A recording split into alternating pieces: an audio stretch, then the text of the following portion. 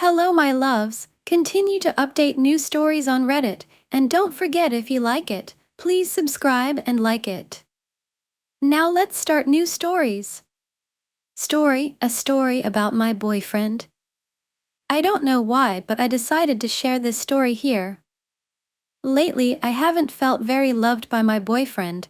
He has a hard time showing love, but especially he hasn't done it in the past month or so.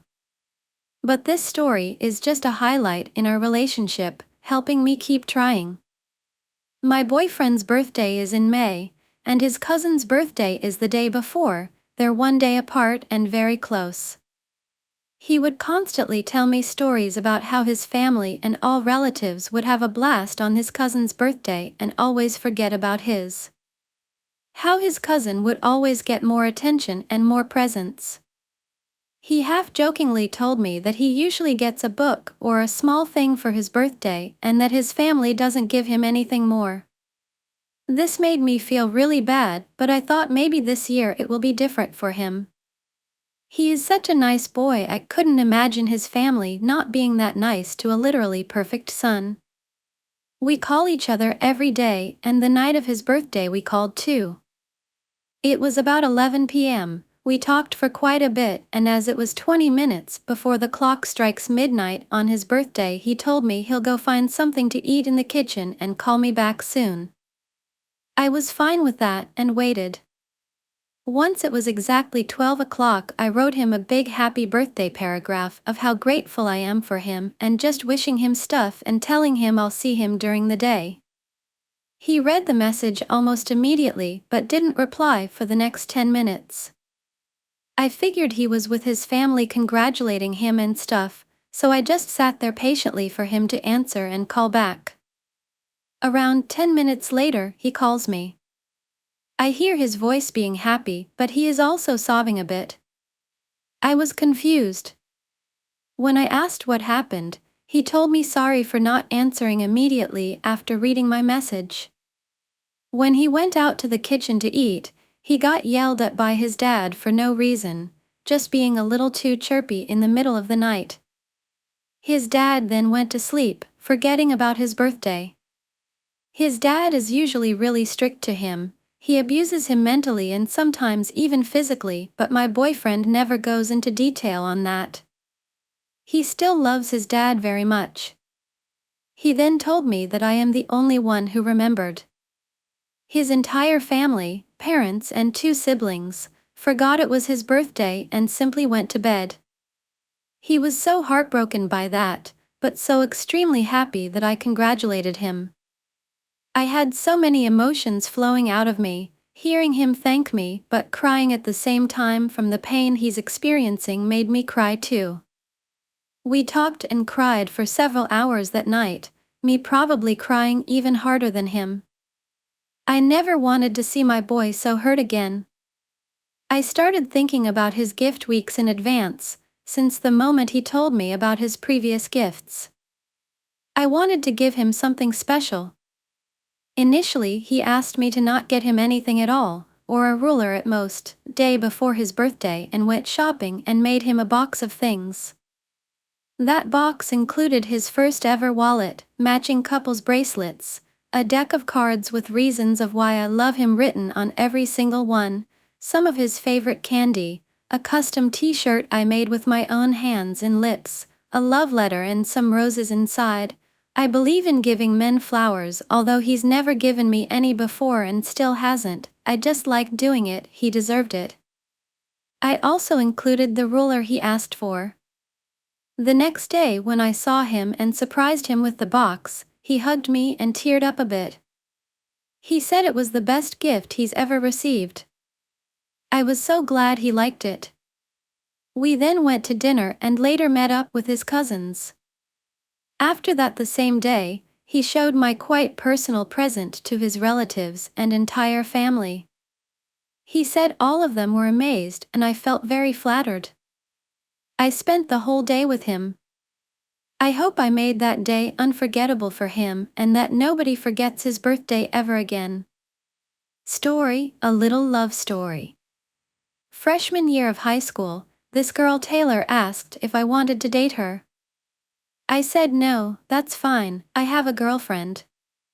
She asked again, and I said no. 2 weeks later, I broke up with my girlfriend, and my friend Jerry was asking me who I could mess with next because I was lonely. He brought up Taylor, and I said she already tried to get at me. I'm cool off her. He laughed and asked me to repeat what I said in a sarcastic voice. I did and didn't think much of it. 3 weeks later, I found out they're talking, and she said I lied about that for some reason. I didn't really care and let them be. They dated for 8 months, and Jerry was a close friend. A year and a half later, after they broke up, Taylor and I started talking as friends. Our conversations took a provocative turn and occasionally became sexual. It grew from that to meeting parents, doing relationship things, talking 24/7, saying I love you, and seeming to care a lot. Jerry had no idea, but I thought he wouldn't care. One day, about 4 months ago, Jerry, Fred, another close friend, and I took acid. We had a conversation concerning Taylor and how good she was in bed, unprovoked from Jerry. He showed me videos of him having sex with her, unprovoked. He still didn't know we spoke. He bet me $100 that I couldn't have sex with her in a month.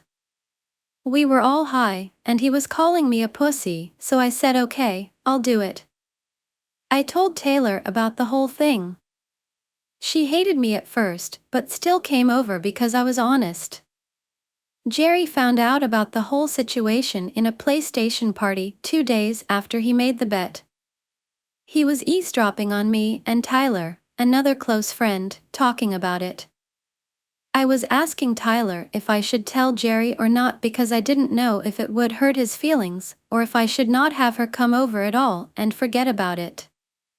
Tyler said just tell him, and I said okay, I will. Jerry ended up trying to coerce me into saying it the next day because he knew. I told him about it, and he said I was wrong for keeping it a secret when I was looking out for his feelings. She was reading his texts to me, and he was obviously hurt. I was looking out for him. She still came over. My mom busted in, and she had an anxiety attack, so we did not have sex. We cried together about everything. She left early due to the anxiety, but still talked to me as if we were in a relationship afterward. She tells me there's a low chance we're gonna have an actual relationship, but she constantly tells me there is a chance and does things like look at apartments, dogs, and baby names, all that sweet stuff. She said I can't let them know she's talking to me still, so I kept it under wraps.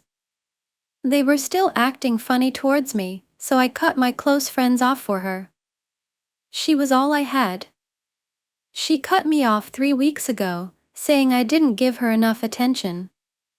Jerry used to cheat on her multiple times, and she would still come back to him. And she stopped talking to me because of attention? We're both in a bad place mentally, and she's gonna break me down after building me up? She's so grimy and carefree about the situation too. Won't tell me a word of why she did it. Now I'm friendless and alone with nothing to look forward to. I told her many times she was what I looked forward to, and she said it was sweet and she would never leave me. Just to say it's my fault she's leaving and she did nothing wrong, all females disgust me. She took a year and a half to convince me she was different, and she broke my trust completely. If you have a girlfriend now, cheat on her and break her heart. For the boys. All girls are the same inside, no matter how much they portray being different. They will abandon you without a second thought. Heartless creatures. Story, Thriving at 30. In the vibrant city of Austin, Texas, lived a woman named Emma. At 30, Emma had a successful career as a graphic designer, a cozy apartment filled with art and plants, and a close circle of friends. Despite her accomplishments and fulfilling life, Emma often found herself reflecting on her single status, especially during social gatherings and family events. One crisp autumn evening, Emma attended a dinner party at her friend Sarah's house. As the evening progressed, conversations naturally turned to relationships. Sarah, who was recently engaged, turned to Emma and asked, "So, Emma, are you seeing anyone?" Emma smiled politely, feeling a familiar twinge of discomfort. "No, not right now. I'm just focusing on myself and my career." The responses varied, but the underlying sentiment was clear. Many people around her believed that being single at 30 was something that needed to be fixed. Emma left the party feeling a mix of frustration and determination. She didn't want to let societal expectations define her happiness. The next morning, Emma decided to embrace her single life fully. She made a list of goals and dreams she had been putting off and set out to achieve them. The first item on her list was to travel solo to a place she had always wanted to visit, Japan. A few weeks later, Emma found herself in Tokyo, surrounded by the city's dazzling lights and vibrant culture. She wandered through ancient temples, savored exquisite sushi, and marveled at the cherry blossoms in full bloom. Each day was an adventure, and she felt a newfound sense of freedom and empowerment. One evening, while exploring a tranquil garden, Emma struck up a conversation with a fellow traveler named Luca, who was also exploring Japan solo. They shared stories of their travels, dreams, and the paths that had led them to Japan. Luca admired Emma's courage and independence, and they quickly became friends. Back in Austin, Emma's life continued to flourish. She threw herself into her work with renewed passion, taking on challenging projects and earning recognition for her creativity. She also started painting again, a hobby she had neglected for years, and even showcased her work in a local art gallery. Emma also joined a community yoga class, where she found a supportive group of people who shared her interests. Through yoga, she discovered a sense of inner peace and balance that helped her navigate life's challenges. She realized that being single allowed her the freedom to explore her passions and grow as an individual. One day, while attending a local farmer's market, Emma ran into Luca, who had recently moved to Austin. They were thrilled to reconnect and spent the afternoon reminiscing about their time in Japan. Their friendship blossomed, and they started exploring the city together, from trying out new restaurants to hiking in the nearby hills. As months passed, Emma and Luca grew closer. They supported each other's dreams and celebrated their individual achievements. One evening, while watching the sunset from a hilltop, Luca turned to Emma and said, "You know, meeting you has been one of the best parts of my journey. I admire your strength and independence." Emma smiled, feeling a sense of contentment. "Thank you, Luca. I feel the same way. But what's important is that we both continue to grow and pursue our passions, whether we're together or apart." Their relationship, built on mutual respect and independence, was different from anything Emma had experienced before. She realized that being single at 30 had given her the time and space to understand herself better and build a life she loved. Years later, Emma looked back on her journey with pride. She had embraced her single life, traveled the world, and pursued her passions. She had learned that happiness wasn't tied to a relationship status, but to living authentically and fully. Emma's story serves as an inspiration to others who feel pressured by societal expectations. At 30, she had discovered that singlehood was not a limitation but an opportunity to thrive, grow, and create a fulfilling life on her own terms. Story: My ex-best friend went insane. Me, 20-year-old, met Emily, 19-year-old, when we were two and had been friends on and off until we became best friends freshman year. She was always a bit different and really weird, but in a cool way, and she was never made fun of for it. We just made sense as friends, and everyone knew us as Emily and Claire, the best friends. When epidemic hit sophomore year, we were inseparable. We spent every second together. My mom never liked her, but I could never see why, and most people looked at her as controlling due to my not hanging out with any of my other friends, but I never saw it like that because I had the best time with her and honestly would choose her every time. I had a boyfriend at the time who she hated very much and didn't like me hanging out with him, but he lived far enough away that I didn't see him too often anyway. Emily started being a bit more interested in boys and was dating around a bit before meeting Brayden, whom she dated for around 5 months. We both got broken up with at the same time. I think this is where things started to go downhill. Emily handled her breakup rough. She started doing crazy things that I would just go along with, like driving the 40 minutes to his house and sitting outside waiting for him or taking pictures of his house and sending them to him. She constantly stalked him, called him, and left voicemails, but Emily and I were so close that anything she did was an exception, even if I thought it was crazy. I would even go along with it. After this, Emily really started sleeping around and meeting with lots of different guys to hook up. I was totally for it and even encouraged her to have her hot girl summer since Brayden was her first for everything and she handled it so rough. I can't remember why, but she ended up losing her car for a bit, probably got grounded, and she had come up with a plan to meet up with this boy an hour away, and of course I went along with it.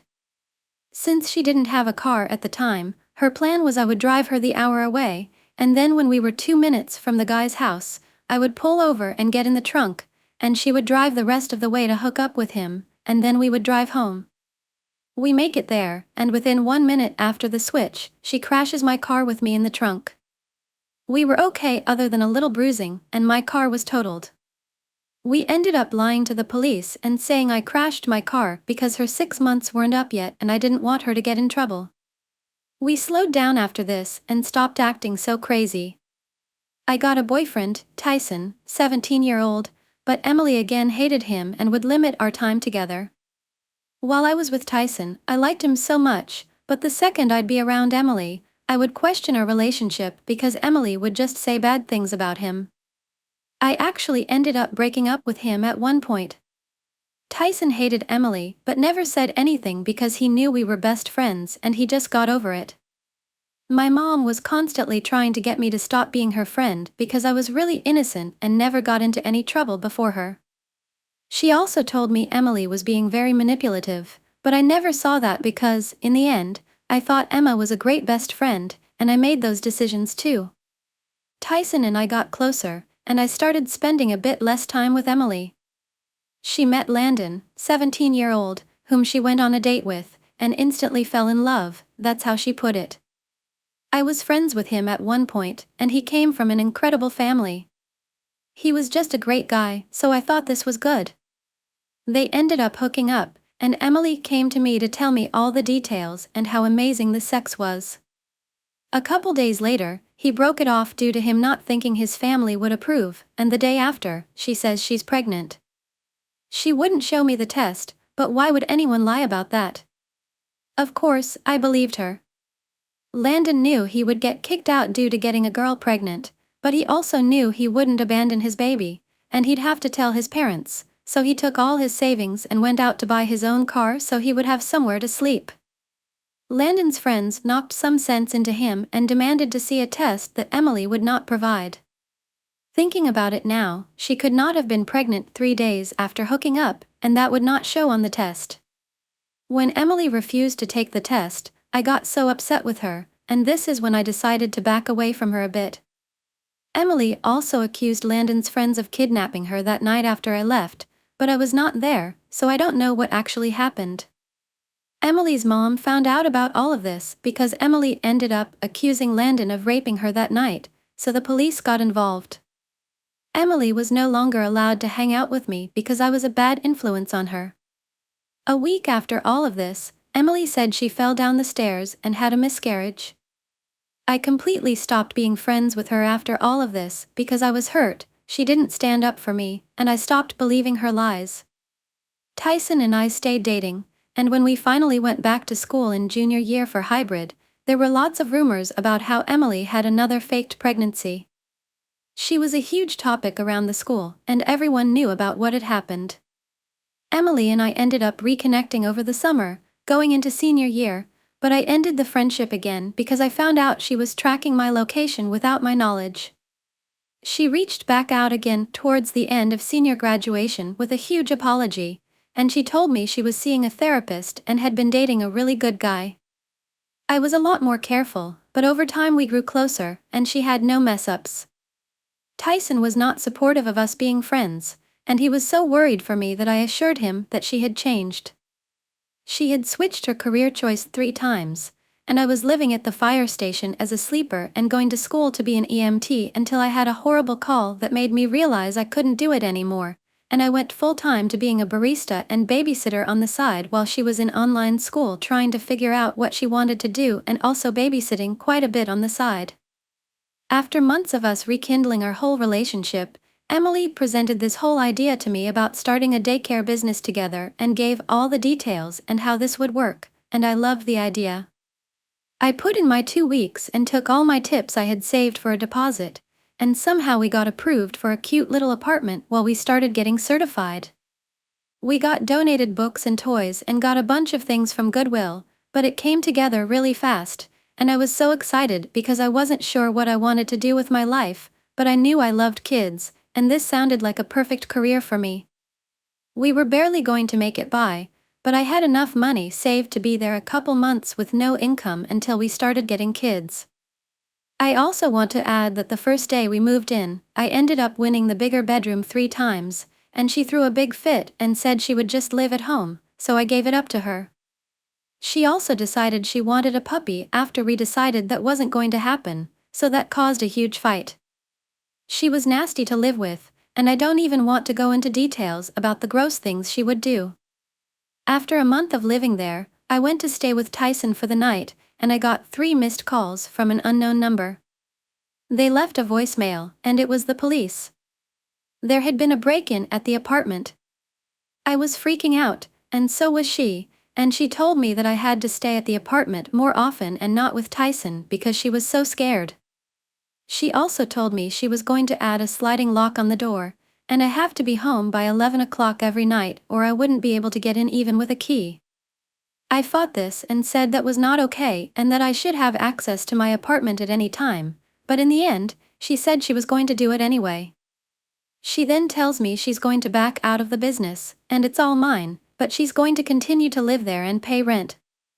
I was so stressed during all this because I didn't know what I had just gotten myself into. She got the puppy she wanted so badly and never cleaned up after it. I started resenting her to the point where I could barely even talk to her, and our living together was very toxic. I also forgot to mention we got a Ring camera and extra protection around all the doors and windows after the break-ins. She was also cheating on her boyfriend, whom I believe she's still with due to him not knowing. Anyway, 2 months had passed since I lived there, and I went to stay at Tyson's, and there was another break-in. I had been kicked out of the Ring, and she had said it had stopped working. I did not believe anything she said at that point. I talked to the cops and told them everything I knew and what I had thought, and they straight up told me they knew about her fake pregnancy and how her story didn't add up at all, and they think she's lying, and I agreed. She calls me the next day, saying she wants to save our friendship, and we clearly can't live together, so either I need to move out or she does, and I have to make the decision. At this point, I knew I couldn't afford it alone, but I had hope I could get more kids. She told me I'd have to get a roommate because I couldn't do it alone and that I should just move out and her boyfriend can move in, but I didn't want to throw everything I just started away, so she moved out and never spoke to me again and also refused to get the lease.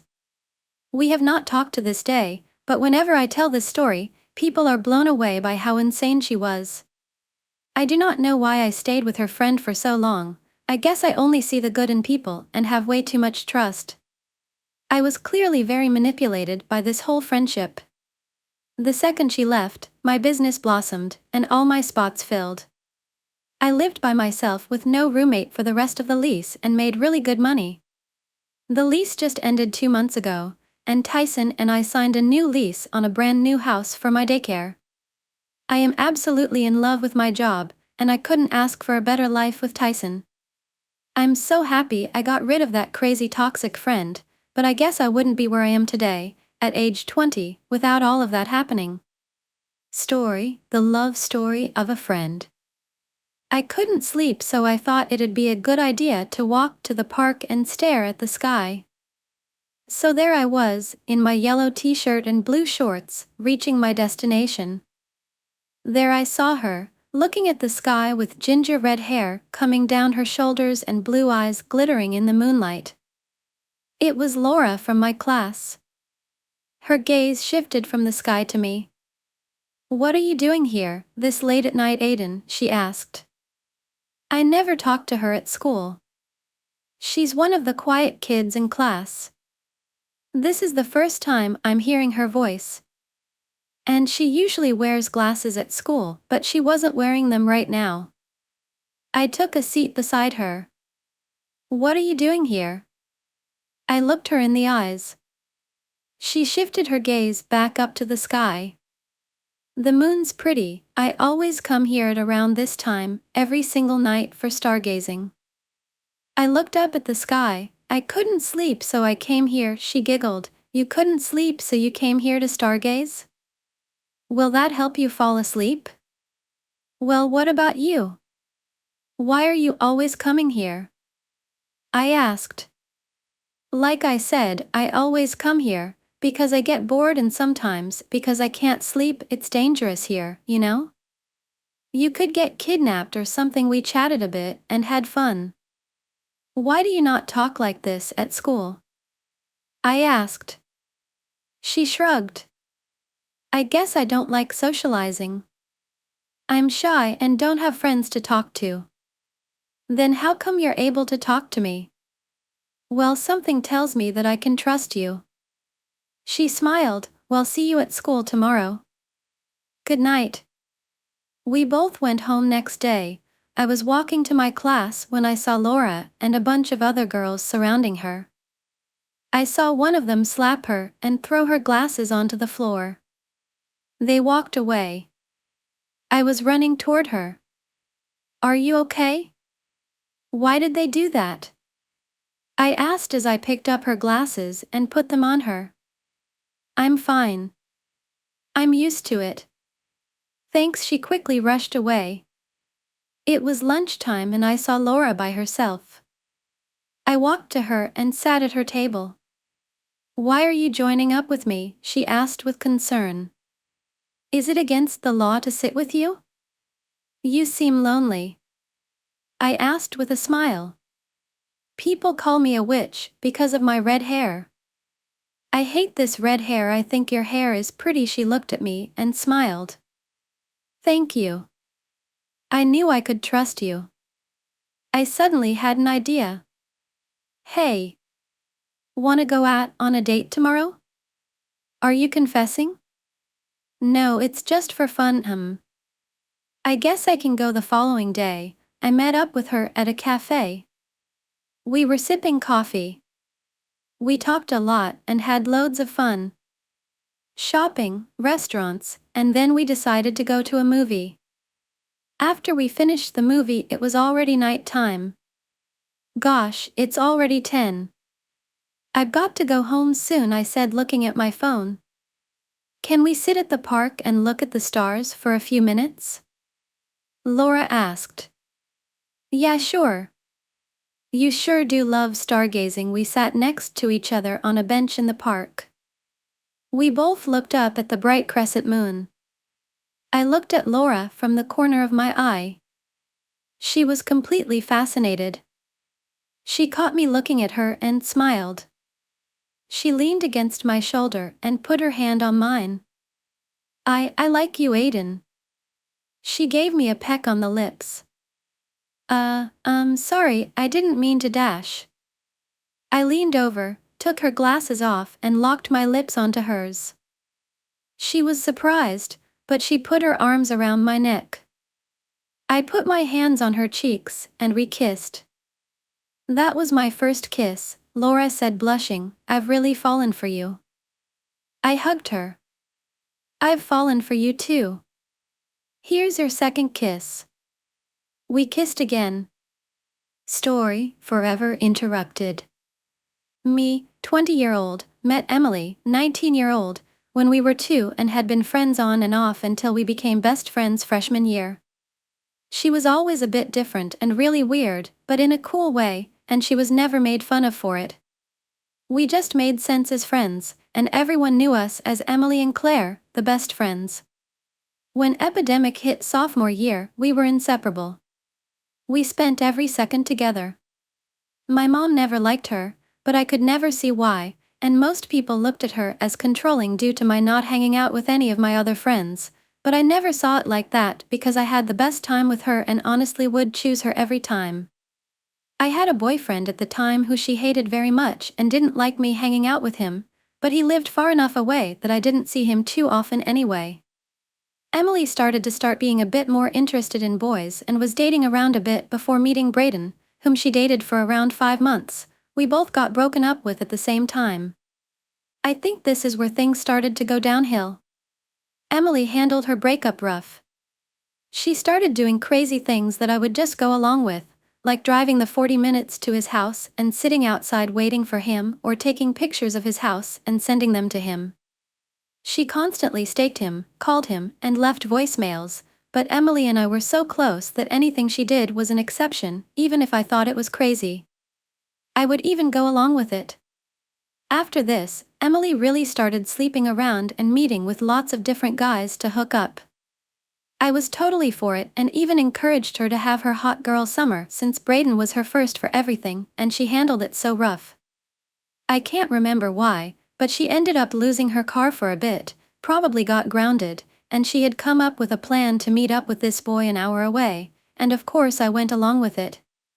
Since she didn't have a car at the time, her plan was I would drive her the hour away, and then when we were 2 minutes from the guy's house, I would pull over and get in the trunk, and she would drive the rest of the way to hook up with him, and then we would drive home. We make it there, and within 1 minute after the switch, she crashes my car with me in the trunk. We were okay other than a little bruising, and my car was totaled. We ended up lying to the police and saying I crashed my car because her 6 months weren't up yet and I didn't want her to get in trouble. We slowed down after this and stopped acting so crazy. I got a boyfriend, Tyson, 17-year-old, but Emily again hated him and would limit our time together. While I was with Tyson, I liked him so much, but the second I'd be around Emily, I would question our relationship because Emily would just say bad things about him. I actually ended up breaking up with him at one point. Tyson hated Emily but never said anything because he knew we were best friends and he just got over it. My mom was constantly trying to get me to stop being her friend because I was really innocent and never got into any trouble before her. She also told me Emily was being very manipulative, but I never saw that because, in the end, I thought Emma was a great best friend, and I made those decisions too. Tyson and I got closer, and I started spending a bit less time with Emily. She met Landon, 17-year-old, whom she went on a date with, and instantly fell in love, that's how she put it. I was friends with him at one point, and he came from an incredible family. He was just a great guy, so I thought this was good. They ended up hooking up, and Emily came to me to tell me all the details and how amazing the sex was. A couple days later, he broke it off due to him not thinking his family would approve, and the day after, she says she's pregnant. She wouldn't show me the test, but why would anyone lie about that? Of course, I believed her. Landon knew he would get kicked out due to getting a girl pregnant, but he also knew he wouldn't abandon his baby, and he'd have to tell his parents, so he took all his savings and went out to buy his own car so he would have somewhere to sleep. Landon's friends knocked some sense into him and demanded to see a test that Emily would not provide. Thinking about it now, she could not have been pregnant 3 days after hooking up, and that would not show on the test. When Emily refused to take the test, I got so upset with her, and this is when I decided to back away from her a bit. Emily also accused Landon's friends of kidnapping her that night after I left, but I was not there, so I don't know what actually happened. Emily's mom found out about all of this because Emily ended up accusing Landon of raping her that night, so the police got involved. Emily was no longer allowed to hang out with me because I was a bad influence on her. A week after all of this, Emily said she fell down the stairs and had a miscarriage. I completely stopped being friends with her after all of this because I was hurt. She didn't stand up for me, and I stopped believing her lies. Tyson and I stayed dating, and when we finally went back to school in junior year for hybrid, there were lots of rumors about how Emily had another faked pregnancy. She was a huge topic around the school, and everyone knew about what had happened. Emily and I ended up reconnecting over the summer, going into senior year, but I ended the friendship again because I found out she was tracking my location without my knowledge. She reached back out again towards the end of senior graduation with a huge apology, and she told me she was seeing a therapist and had been dating a really good guy. I was a lot more careful, but over time we grew closer, and she had no mess-ups. Tyson was not supportive of us being friends, and he was so worried for me that I assured him that she had changed.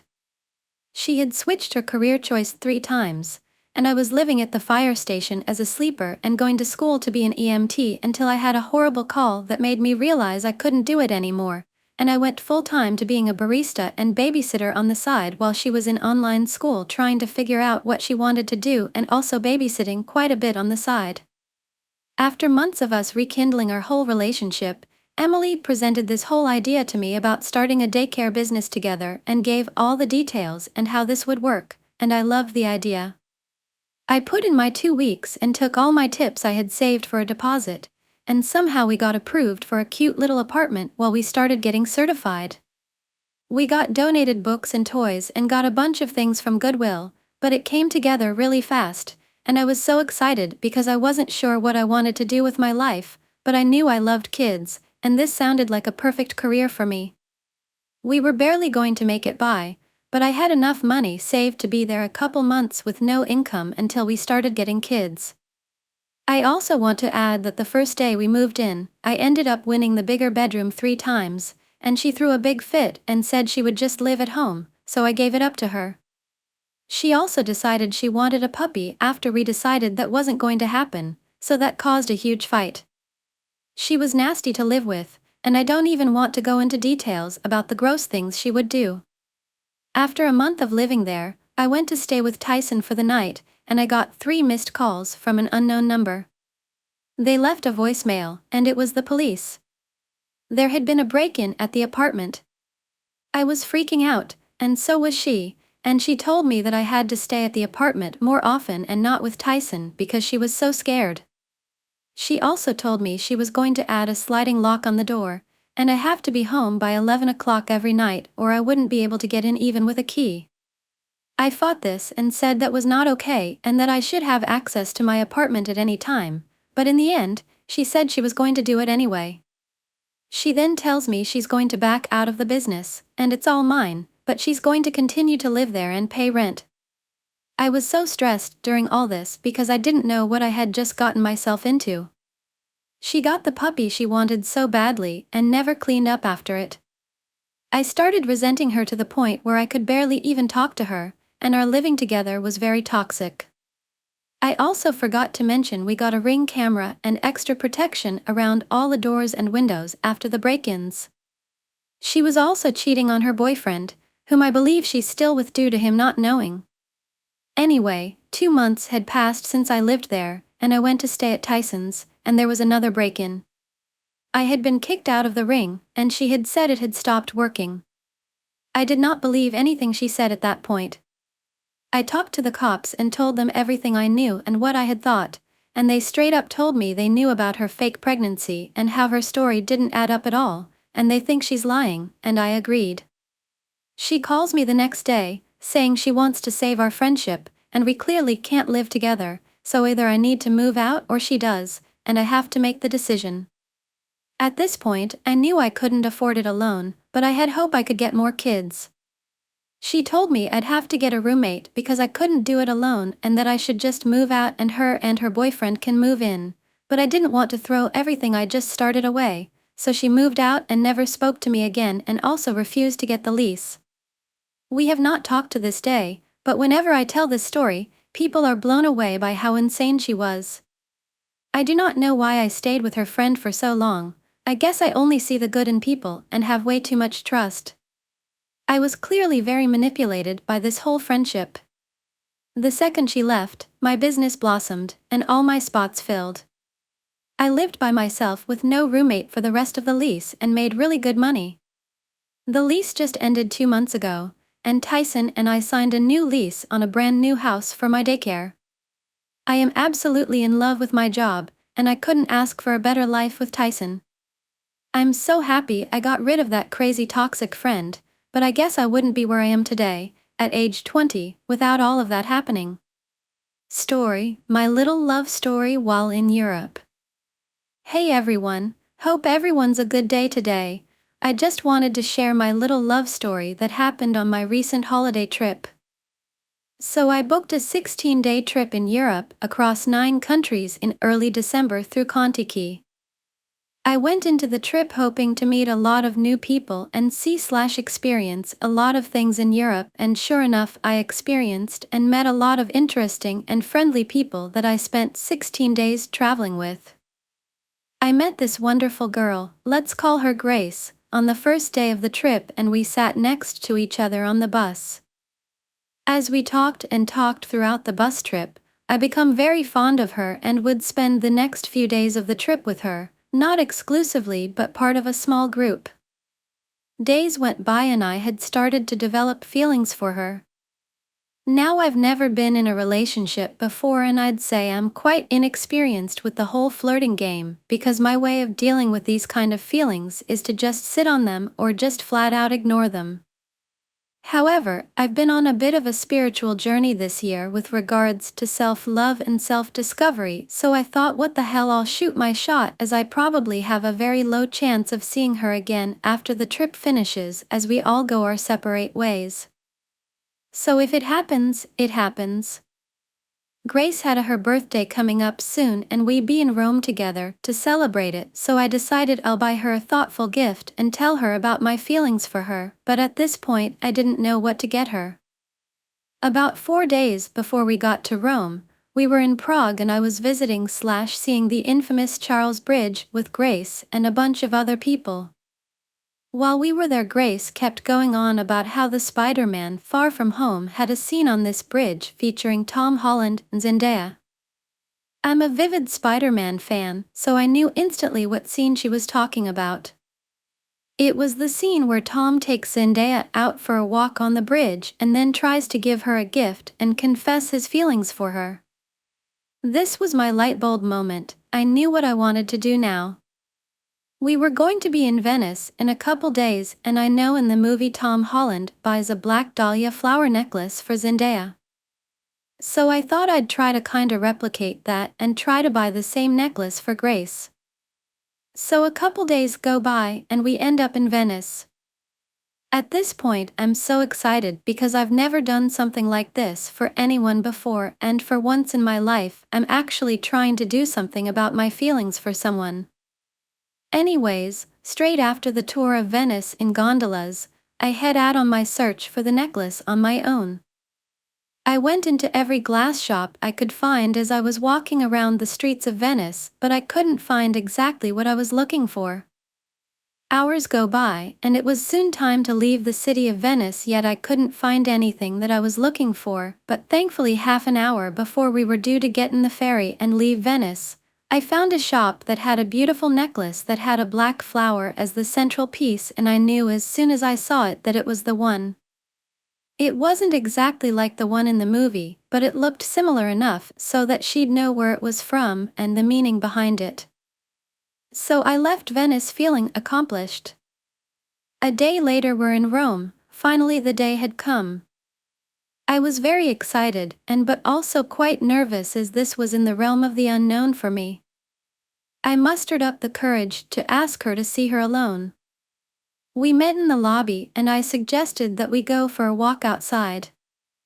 So we went on a walk. I asked how her day was going and what she got up to today, as we had a free day in Rome. Soon after that conversation I told her that I got her a birthday gift and promptly handed her the wrapped box with the necklace. As she opened it, she realized what the necklace was and where it was from almost immediately. She stopped walking and asked, "Is this a black dahlia necklace?" and I replied yes. She opened up her arms and asked me for a big hug. It was one of the best hugs I've ever received, and then I told her about my feelings for her. She told me she kinda knew already from other people. I told a few other people on the trip, but she wasn't really looking for anyone at this point as she had a really bad breakup earlier in the year. She had also started to distance herself from me prior to this day, but I didn't really try to think of it much. Anyways, I understood her perspective on the matter and thanked her for her honesty. On the way back to the hotel, she told me she felt bad for saying no, and I told her that she shouldn't feel bad about being completely honest with me. It's for the betterment of both of us. We then proceeded to distance ourselves a bit from each other for the rest of the trip to give each other a bit of space. I didn't let this rejection ruin the rest of the trip. In my mind, I wore it like a badge of honor. I'm so proud of myself that I did something like this for someone special even though it didn't work out in the end. Now I feel like telling every one of my friends and the whole world about this, so here I am. Everyone now and then I'd watch the Venice and Prague scene from the movie to feel the butterflies again because I went out and did something very similar to the movie. Thanks for reading all this if you got to the end. I appreciate you. Story: My wife said she loves me and her ex-boyfriend. To give context, I am 30 years old and have been married for 2 years to my wife Jane, the love of my life. I am a pediatrician and earn a good salary, so my wife doesn't have to work. She and I have always been very close. We met through a mutual friend. It was quick, but even so, there was a very strong connection. I have always been somewhat shy and reserved, while she, on the other hand, is very sociable and likes to party. I have never had a problem with this since we have always had a very good relationship based on trust. A couple of months ago, I came home late at night after a long day at work. I was heading towards the bedroom when I saw Jane sitting on the bed, looking at her cell phone and laughing. I approached her, and she quickly turned off her phone, using the excuse that she was just talking to her sister. I believed her since I had a lot of trust in her. While we continued our conversation, she brought up the topic of Scott, her ex-boyfriend. I didn't have a problem with him since they had remained friends, and I liked him. She told me he was in town and that they were going to meet up the next day. I trusted her and didn't see it as something bad, so we left it at that. The next day, when I came back from work, also late, I entered my house and saw them sitting on the couch, chatting cheerfully.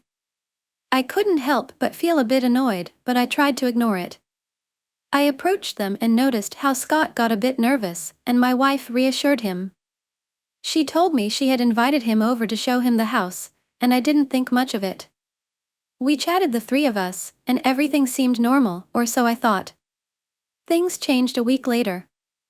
My wife told me that Scott would be staying for an entire month for work since he lived about 3 hours away from our city. While I was at my office, I received several messages from my younger sister, who is a 21-year-old girl close to my wife. She told me she had seen Jane and Scott at some kind of party together, kissing. She then sent me a photo taken from a distance where you could indeed see them kissing. I couldn't believe it. I was at work and wanted to die. I never would have imagined that my wife, whom I love so much, was with that man. I felt devastated. After finishing my workday, I returned home as usual, feeling sad. I entered and saw my wife. She greeted me with a smile as she usually did. I sat down next to her and told her what I had found out. At first, she denied it, but then with a sad look, she admitted it. She confessed that she still had feelings for her ex-partner, but that she also loved me very much. She said her heart was torn between Scott and me. She didn't want to leave the life we had built, but at the same time wanted to be with Scott. I felt terribly bad. I don't have the words to describe how I felt when she told me that. The woman I thought I would grow old with and loved me as much as I loved her was also in love with her ex. After that, without any shame, she suggested opening our marriage. I love her with all my soul, and it hurt me a lot that she said that. After arguing for a few minutes, I told her I needed time to clear my thoughts. She, with a sad look, told me to take all the time I needed but that she would wait for me. She then took her things and left. I cried for several hours. I had never felt so sad in my life. Jane, the woman of my life, loved another man. A month has passed since she left. I am not good at expressing myself with people and find it easier to write what I feel. I thought about posting my feelings here on Reddit to get various opinions since I still love Jane and what I want most is to have her back. But it still hurts me a lot that she wants to open a relationship. I don't know what to do or who to turn to.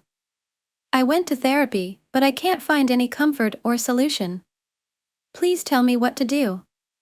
I don't know if I was expressive enough in this text, but I still want some advice from any of you. I will give updates. Story: I have the most wonderful boyfriend. So, my birthday was on Tuesday. Generally, every year for my birthday, I celebrate the entire weekend, especially if my birthday lands on a weekend day that year. I'll go out to bars with my close friends, hang out with other people, and do different things on the days after or leading up to my birthday. Anyway, the last 6 to 8 months have been extremely rough for me. I've gone through a lot of changes. I've moved to different places, recently lost my job, had to move back home, and struggled to find fosters for my cats. It's a whole thing, and it's taken a huge toll on my mental health and well-being, as well as my general happiness. So, this year, I really wasn't excited for my birthday at all, which is extremely out of character for me, as I have always been maybe a little too excited about my birthday my entire life. I'm usually unable to shut up about my birthday, but this year, I didn't even really think about it and almost forgot about it up until about 5 days before. I had made loose plans with a cousin of mine to meet up at a restaurant bar near the beach with her and her friends and invited my friends in the group chat. When I checked in a few days later to see who was coming, just about everyone backed out. My boyfriend is also in this group chat, but he pretty much never interacts, so I often forget that he's even in there. Anyway, all of my friends backed out, and I didn't really care too much about it because it gave me an excuse to cancel these plans anyway, as I really just wasn't in the mood to do anything for my birthday. But I can't lie, my feelings were kind of hurt. Well, on Friday, I thought I was just going to have a nice quiet time with my boyfriend and his parents, but he ended up throwing me a surprise party with all of his friends. Apparently, after he saw that everyone had backed out in the group chat, he was pissed. He contacted all of his friends, who are kind of my friends too, I guess. I definitely know them and we've all hung out multiple times, and told them to come to his house to surprise me. I was super surprised, and I started crying. He just made me feel so loved and special. He also made me an incredible model of my dream cottage, which he designed all on his own. It's so beautiful and has a bunch of little details that are personal to us and our relationship. He worked on it for 7 months and presented it to me on the day of my birthday. It's so beautiful and has a bunch of little details that are personal to us and our relationship. I just wanted to share this because it's so sweet. I've been feeling really shitty for months, and he just wanted to see me happy. I'm so grateful for him. I hope everyone can find a partner who is this loving and thoughtful. Story: a story about unrequited love. A story about unrequited love. This story is about a guy named Tom and the girlfriend of his dreams, Emily. Tom and Emily have been close friends for a long time, having been in the same class together since middle school. Tom always admired Emily for her beautiful appearance, strong personality, and gentle soul. However, Tom always kept his feelings to himself for fear of losing the precious friendship they had. Every time he saw Emily smile, Tom felt happy inside without daring to say it. As time passed, Tom kept his feelings a secret and felt increasingly uncomfortable when he could not share his feelings with Emily. One day, Tom decided to change and tell Emily about his feelings. He told himself that if he didn't say anything, he would never know what Emily felt about him. One weekend afternoon, Tom invited Emily out for coffee to talk. Under the warm sunset, Tom sipped a cup of coffee and said the things he always kept in his heart. He talked about his deep feelings for Emily, about the pain in his heart when he secretly loved her for a long time. Emily was surprised and silent for a moment, then she gently placed her hand on Tom's shoulder and said that she knew this for a long time. Emily explained that she always felt Tom's special care for her, but she was also afraid of losing the good friendship they had. She says that although she doesn't have the same loving feelings as Tom, she still wishes to maintain their close friendship. With understanding and courage from Emily, Tom realized that even if they did not become husband and wife, they could still keep their precious relationship. They continue to be truly close friends, sharing everything from joy to sadness, and Tom gradually finds comfort in Emily's presence in all its forms.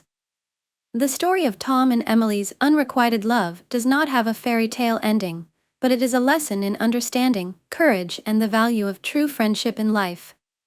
Story: I cut ties with a longtime friend of mine because I couldn't keep the friendship anymore after an incident between us.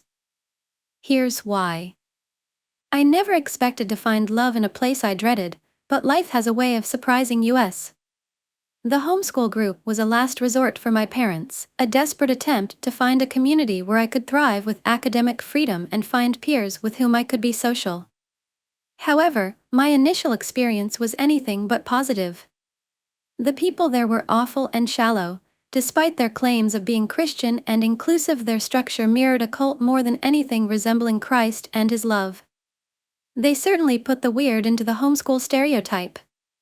Twice a week, I dragged myself to the group, dreading the interactions with my peers who seemed to find joy in excluding and ridiculing me.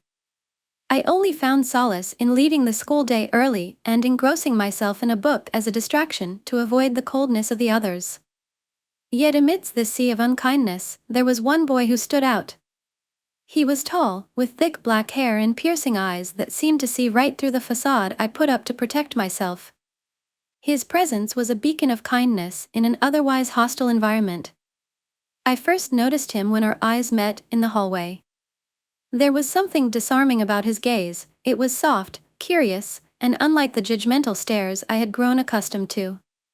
At first, I tried to ignore him. The negative impressions the entirety of the group left on me were too strong to allow any positive feelings to surface. Moreover, he shared the same name as someone who had been awful to me for years, a bitter reminder of past pain. But no matter how hard I tried, I couldn't help but notice him. He seemed to be everywhere I turned, always looking at me with those gentle eyes. He wasn't in my class, but he often found reasons to come into my classroom, goofing off with his friends. His antics were playful, his laughter infectious, and yet, he always seemed to be watching me. I would catch him staring, a soft smile playing on his lips. Despite noticing him, I refused to acknowledge my feelings. I buried them deep, convinced that falling for someone in this group would only lead to more heartache and hurt. Weeks turned into months without a word exchanged between us in person, but fate had other plans.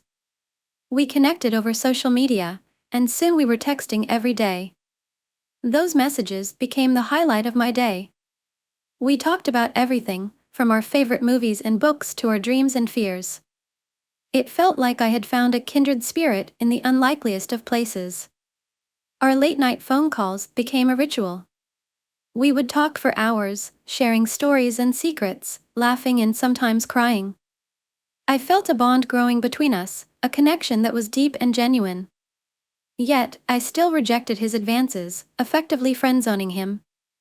I was scared to let my guard down, scared to admit what I was falling for him. But he was patient, kind, and lovingly persistent. As we got to know each other, we shared more about our lives, our likes and dislikes, and our long-term goals. Surprisingly, we had much in common. We would pray together and for each other, and he showed me love in the most genuine, kind way without expecting anything in return. I was hooked, even if I didn't want to admit it. Eventually, I couldn't deny my feelings any longer. I confessed my love for him, and to my relief and joy, he felt the same. We began to date, albeit minimally, as we were both very young with strict parents. Our relationship was innocent and pure, built on a foundation of mutual respect and shared faith. Never had I experienced love the way he loved me. He listened to me attentively, with such care and genuine interest in what I had to say. He encouraged and comforted me through all the family issues that burdened me and always guided me toward Christ. Despite our apparent immaturity, our love was genuine and deep, and we were committed to growing together in our faith. Every moment with him felt like a gift, a precious memory to be cherished. His love gave me strength and hope, a light in the midst of my struggles. Our happiness, however, was short-lived. One day, he told me that his family had decided to move across the country. The news hit me like a ton of bricks, leaving me devastated and heartbroken. Despite our young age, I truly felt he was the one I was always meant to be with. Our connection was not based on infatuation or lust, but on a shared desire for and rootedness in the Lord. As if this news wasn't enough, girls around us, fueled by hatred and jealousy, started nasty rumors and began harassing me even more than they had before. The drama escalated, adding to the stress and pain I was already feeling. The combination of his impending move and the relentless harassment and lies from others broke us. I became bitter and devastated, fearing that I might never see him again. The days leading up to his move were a blur of sorrow and longing. We spent as much time together as we could, which ended up only being once, trying to make the most of the moments we had left. He held me close, whispering promises of staying in touch, but deep down, we both knew that things would never be the same. Then, the day came when he left. Him and his family, whom I had only met once but instantly fell in love with, were gone forever. Never before had I experienced such physical pain from immense sorrow. I felt my heart tearing apart. I had heard of people dying from heartbreak, and I fully believed this would be my fate. Compounding my grief was the fact that my home life was horrible, filled with constant fear and tension. My parents' arguments echoed through the house, and I lived in a constant state of anxiety. The sanctuary I once found in my room now felt like a prison. The weight of my sorrow was overwhelming, and I couldn't escape the pain. I fell into a deep depression, barely eating and working out an unhealthy amount to keep myself out of the house and away from my family. Exercise became my escape, a way to numb the pain and avoid the constant reminder of what I had lost. My phone, once a lifeline to him, now felt like a cruel reminder of the amazing man who was no longer in my life. I avoided it as much as possible, unable to bear the sight of our old messages and photos. For a time, bitterness consumed me. I was angry at the world, at my circumstances, and at the people who had driven us apart. But his wise character always shone through any clouds that loomed. Even in his absence, his influence remained. He had set the standard for what a man should be, for how I wanted to be treated, and for the type and level of connection I desired in a relationship. Despite our separation, I found myself speaking about him to everyone close to me. My entire circle knew of the amazing boyfriend who had sadly moved away. They knew of my sorrow, his sweetness and wisdom, and how, even in his absence, I remained in awe of him. I recounted our story countless times, each retelling solidifying his place in my heart. Years went by, and I tried to move on. I dated other people, but no one compared to him. No one could ever compare to him. Each new relationship felt like a pale imitation of what we had shared. I found myself constantly measuring others against the impossible standard he had set, and they always fell short. I tried to convince myself that I was being unrealistic, that I needed to let go of the past, but my heart wouldn't listen. Eventually, I settled and tried to make peace with the fact that I would never experience such perfection again. I met someone else, someone who was kind and seemingly loving, and I tried to build a future with him. We planned our lives together, a home, a family, future children. I loved him, but never as fully or deeply as I had loved the boy who had moved away. The spark, the connection, the profound understanding that I had shared with him was missing. As the years passed, I continued to cherish the memories of my first love. I realized that he had taught me invaluable lessons about love, faith, and resilience. His presence in my life, however brief, had left an indelible mark on my heart. Even though we were separated by distance and time, his influence remained, guiding me and shaping my understanding of what true love should be. In the quiet moments of reflection, I often found myself wondering what could have been. I imagined a parallel life where we had stayed together, growing and evolving side by side. But life had taken us on different paths, and I had to accept that. Still, the love we shared remained a cherished memory, a beacon of hope and a testament to the power of genuine, heartfelt connection. Then, I began being bombarded, nearly daily, by videos of interviews with the elderly. They were asked about their regrets and what they wished could have been different in their own lives. Many of them spoke about the one that got away. This struck me profoundly. These were people who had lived long, full lives, yet their eyes still held a glimmer of sadness and longing when they spoke of a love they had lost or let slip through their fingers. Watching these videos became a sobering ritual for me. Each story resonated deeply, like echoes of my own unspoken fears. The elderly men and women spoke with such raw honesty, recounting their lives filled with achievements, family, and adventures, yet always circling back to the one person they couldn't forget. They spoke of fleeting moments, missed opportunities, and the relentless passage of time that eventually solidified their regrets. It was in those quiet moments, listening to their heartfelt confessions, that I saw the path laid out before me. I knew that my future would mirror that of the elderly men and women in the interviews. The one that got away. I envisioned myself many years down the line, having accomplished my life goals in career, motherhood, monetary, and travel pursuits. I would have a successful career, a loving family, financial stability, and a wealth of experiences from around the world. Yet, despite these achievements, I knew a shadow of sadness would linger. At the end of my life, I would still feel a pang of unaccomplished longing, a void that success and fulfillment in other areas of life couldn't fill. I would have spent a lifetime not fully knowing or experiencing being loved in the way I had with him. I would miss the feeling of being witnessed by another, sharing the depth of my soul with someone who truly understood and reciprocated. The simple joys of life, appreciating the little things, laughing at inside jokes, and finding comfort in shared silence, would feel incomplete without him by my side. I imagined the unspoken conversations, the mutual understanding, and the sense of belonging that comes from being with someone who truly gets you. It was more than just love, it was about a profound connection, a partnership where we could indulge in life's beauty together. The thought of never experiencing that again filled me with a sense of preemptive sorrow. Little did I know, the Lord had a plan. The Lord always had a plan. In my moments of despair and longing, when the future seemed bleak and my heart felt heavy with regret, I had forgotten that my life was being guided by a higher power. The Lord's plan was always at work, weaving threads of hope and redemption through my story, even when I couldn't see it. The realization that my journey wasn't over, and that love and fulfillment could still be part of my future, began to dawn on me. Little did I know that I needed the time and experience with someone else to grow. In the aftermath of our separation, I found myself navigating through other relationships, each one serving as a lesson in patience, kindness, and love. However, I wasn't always the best version of myself in those relationships. There were moments when I said and did things I later regretted, moments that required excessive apologies and sincere efforts to make amends. It took those years away from my true love for me to realize the depth of my shortcomings and the areas in which I needed to grow.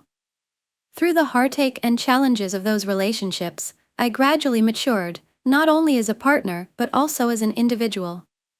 I learned to be more patient, more kind, and more caring, qualities that were essential for nurturing healthy and fulfilling connections. But perhaps the most significant growth occurred in my spiritual journey. It took time away from him for me to truly rely on God, to surrender my fears and doubts, and to trust in his plan for my life. As I immersed myself in prayer and sought solace in my faith, I found strength and healing in his unwavering love. Yet, the path to spiritual and emotional growth was not without its obstacles.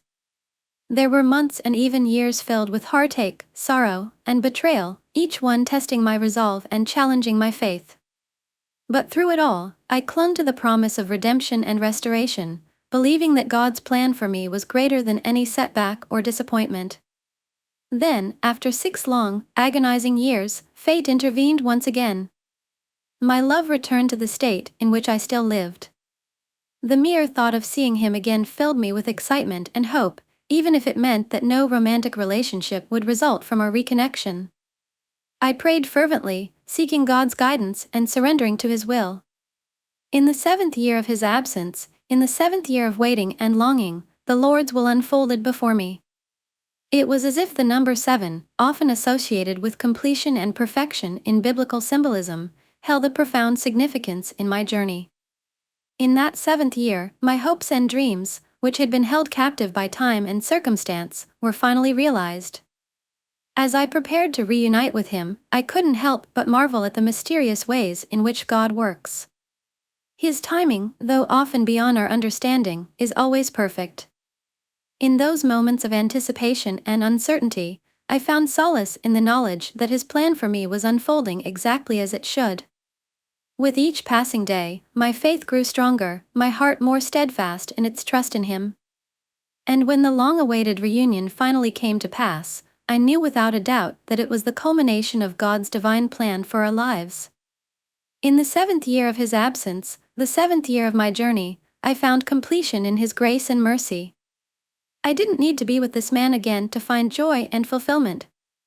The mere prospect of reconnecting with him, of having the opportunity to speak again after so many years apart, was enough to fill my heart with gratitude and happiness.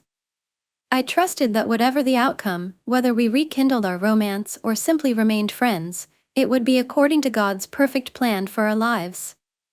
As we reconnected and caught up on the years past and miraculous changes, we began to see the hand of divine intervention weaving through our lives. It was as if God had orchestrated every twist and turn, every moment of separation, to lead us back to each other. What a great and merciful God we serve! One of the first remarkable coincidences we noticed was how we had remained on each other's minds throughout the years apart. Despite only dating for a brief 5 months, he had occupied my thoughts for the entire 6 years we were apart. I found myself wondering about him, praying for him, and often pondering how he would respond to various situations life presented. And to my amazement, the feeling was mutual. He, too, had kept me close in his thoughts and had even considered me a standard for what he desired in a partner.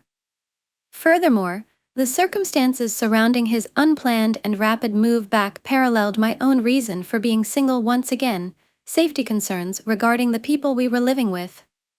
It was as if God had orchestrated our paths to align once more, removing the barriers that had kept us apart. Throughout the years of separation, there were also numerous uncanny occurrences that seemed to defy explanation. An influx of people with his exact name entering my life, so many that even my then-partner remarked on the frequency, knowing it reminded me of him.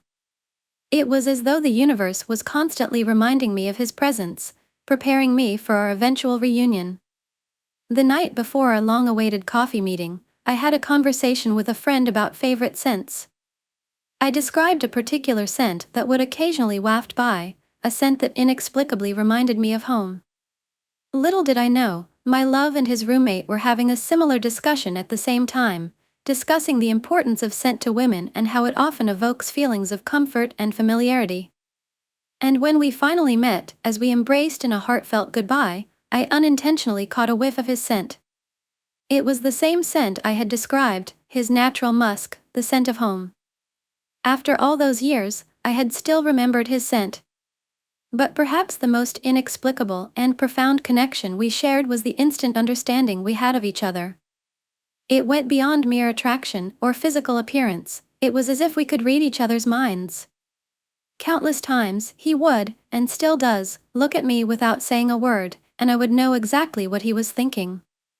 Our minds were in sync, our souls intertwined in a way that defied explanation. In those moments, it became clear that our reunion was not just a coincidence or stroke of luck. It was a testament to the power of divine intervention, guiding us back to each other and reaffirming that our love was meant to be. As we marveled at the intricacies of our journey, we knew that our connection was nothing short of miraculous, a beautiful testament to God's unwavering love and grace. As we reconnected and delved deeper into the tapestry of our shared history, we were met with a treasure trove of small yet profoundly meaningful coincidences that seemed to serve as the delicate threads binding our hearts together. One such enchanting coincidence was the fact that I had unwittingly set all my passcodes to be his phone number. It was a simple act done without much thought many years before, but it carried a weight of significance that resonated deeply within me. His digits became my digital touchstone, a constant reminder of his presence in my life, even as the tides of time ebbed and flowed. In return, he adorned his world with symbols of me, incorporating my favorite color into his artwork like strokes of love painted across a canvas. Each was a testament to the enduring bond we shared, a vibrant reminder of the beauty that blossomed from our connection. But the symphony of serendipity didn't end there. It seemed that the universe conspired to sprinkle our path with moments of enchantment, weaving its magic through the fabric of our lives. License plates bearing the insignia of the state to which he had journeyed appeared with astonishing frequency, like gentle whispers from afar beckoning me closer to him. My mother, attuned to the significance of these chance encounters, captured them in photographs, each image a snapshot of the enduring connection that transcended distance and time. As we embraced our reunion, we discovered even more delightful nuances that mirrored the depth of our connection. From sharing favorite flavors of candy to speaking the same love languages, every revelation served to deepen the bonds of affection that bound us together. Our souls danced in synchrony, moving in perfect harmony as if choreographed by the hand of fate itself. Even in the minutiae of everyday life, we found echoes of our shared history and a reaffirmation of the enduring love that had weathered the storms of separation. Simple habits, like folding pizza before indulging in its cheesy delight or meticulously balancing eggs in the carton, became cherished rituals imbued with layers of meaning that spoke volumes about the depths of our connection and similarities. In each of these small moments and subtle gestures, we found solace and joy, knowing that our love was not just a fleeting emotion but a timeless bond ordained by God on high. As we marveled at the beauty of our shared journey, we knew that every twist and turn had led us to this moment of sweet reunion, where our hearts beat as one in perfect harmony. In the gentle embrace of our reunion, as we basked in the warmth of each other's presence, the air seemed to hum with a sense of sweet anticipation. Every moment spent together felt like a precious gift, a chance to rediscover the depths of our connection and explore the mysteries of our intertwined destinies. Amidst the tapestry of remarkable coincidences that seemed to adorn our reunion, there was one revelation that shimmered with a brilliance all its own. It was the tender caress of his lips upon mine, the gentle brush of his fingertips against my skin, that stirred within me a longing I had never known before. For in the embrace of his kiss, I discovered a depth of passion and desire that had eluded me in the arms of others. It was as if every kiss was a symphony of emotions, each tender touch a testament to the profound connection that bound us together. In his arms, I found solace, comfort, and a sense of completeness that I had searched for in vain elsewhere. And as our lips met in a dance of longing and love, I knew with unwavering certainty that the tender touch of him was all I ever truly desired. With each passing day, our bond deepened, blossoming like a delicate flower in the light of newfound love. We embarked on the journey of rediscovery, peeling back the layers of time to reveal the tender shoots of affection that had taken root in our hearts. Every shared laugh, every stolen glance, became a testament to the enduring strength of our love, a love that had withstood the test of time and emerged even stronger on the other side. As we navigated the complexities of rekindled romance, we found solace in the knowledge that our love was not just a fleeting emotion but a steadfast anchor in the tumultuous sea of life. We leaned on each other for support, drawing strength from the deep well of affection that flowed between us. Together, we faced the challenges of the present and the uncertainties of the future with unwavering courage and boundless optimism. In the quiet moments of togetherness, as we held hands and watched the world go by, we marveled at the beauty of our shared journey. Every twist and turn, every obstacle overcome, had led us to this place of profound contentment and unbridled joy. And as we gazed into each other's eyes, we knew with certainty that our love was not just a chance encounter but a divine gift, bestowed upon us by a benevolent Creator who had woven our paths together with threads of destiny and purpose. As I reflect on our journey, I'm overwhelmed with gratitude for the unexpected twist fate has brought. Our love story, once interrupted, has found its way back into the light. It's a testament to the resilience of love, the power of divine intervention, the beauty of second chances, and a demonstration of God's perfect timing. Our reunion isn't just a chance encounter, it's a reaffirmation of the bond we share, a bond that time and distance could never sever. It's a reminder that love, when nurtured, cherished, and rooted in Christ, has the capacity to transcend all obstacles and reunite kindred souls.